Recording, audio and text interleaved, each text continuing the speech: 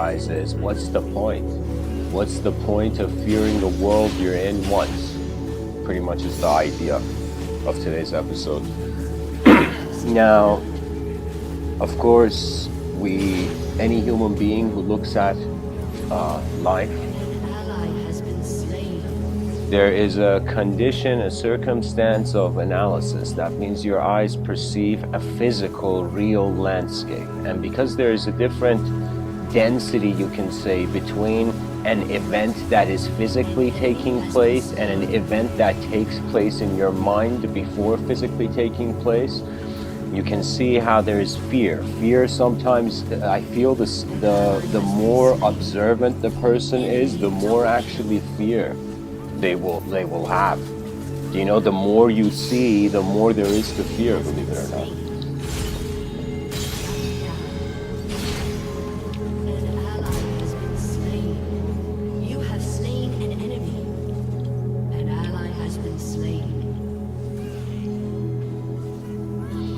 There's a quote that comes to us from a Sufi mystic poet from 700 years ago, a man of exceptional word choice.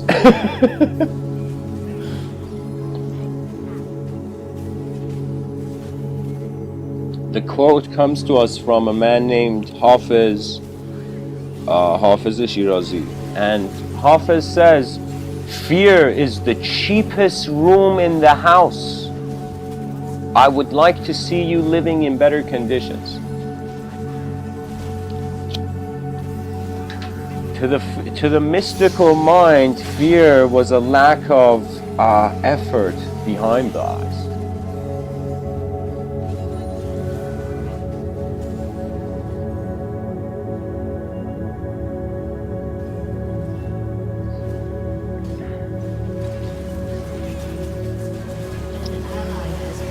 Now, later on in this talk, I will go into a quote tunnel to see what others have said about fear, but I'm going to attempt to share certain personal conclusions I've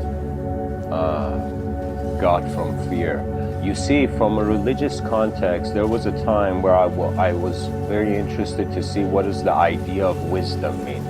You know, what does the philosophy mean? And then I saw that philosophy, the word means philosophia, the love of wisdom.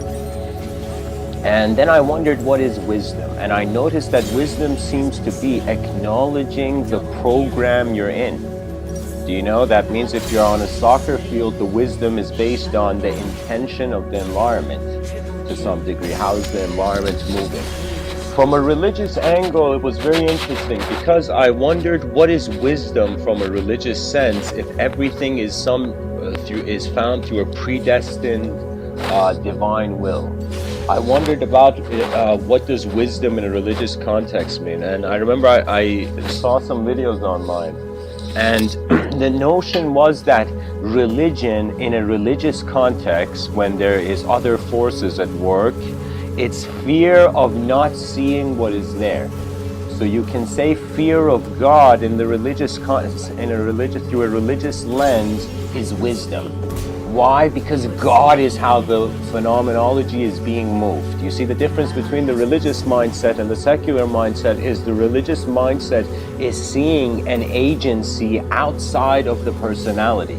That means you can say when a theist looks at the world, they are seeing the world that they did not create. But when you can say an atheist looks at the world, they are seeing a man-made world. The meaning of the world is man-made. Now, in the religious sense, so that's why I'm sharing it, fear was fear of the divine will, fear of the laws of nature which came from a mind. So that means there was a fear of the mind of nature in the religious sense, which led to wisdom. And there's a fear of the body of nature, where in a secular sense it leads to wisdom. You know, that means wisdom is like not pressing that button that releases a nuclear bomb, you know, in a physical, secular context, I would say.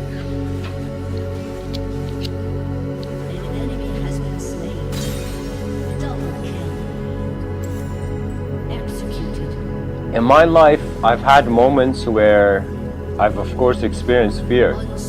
you know, and the fear has been different kinds. I've experienced fear behind my eyes in my inner realms, and I've experienced fear in front of my eyes, and sometimes I've experienced the fear that was behind. You know what that means? That means like behind my eyes, but it was implementing in front of my eyes. That means there has been many times where I have looked at this world and it's just fast forwarded in my mind towards a void, an emptiness. That means if the person wants to, you can extract, you can perceive fear in the past, in the present, in the future. You know, it's as if you were given a choice to ski on the whole hill. You know, you have a choice to go anywhere. And so the human being can navigate their attention to states of mind where they are, you can say, weaker archetypes have found them before the stronger ones. Because on some level, human beings, it's like, what is it? It's a whack-a-mole of ideology. The person is raised in a certain way, identifies a certain way, gets different experiences, re-identifies, you know, with that same certainty. Or the certainty may become an uncertainty. So here's the thing. If the person thinks or considers that this life has to 100% be known, 100%, that means you're a person who wants to know everything in this life, there will be a fear of the container, as if you are a cup, and this cup is looking at the valve of intelligence. And the valve of intelligence, the water is running, and the water goes and starts filling up the filling up the cup to the brim.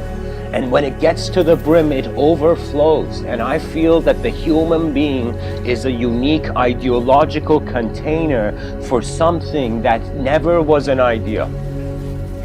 We are an objective and subjective containment of an energy that never was linearizable. You could never make it linear. There is something where no man can measure the wind. And when I say you can't measure the wind, I mean in not that you can't, like there's different instruments for that, but I'm saying you can't measure the wind in the sense that if there is a movement where you can't refer through visibility, there is nothing. That means, you know, a person can fear something that is there in front of them, or they can fear something that was never there, yet in their eyes it is.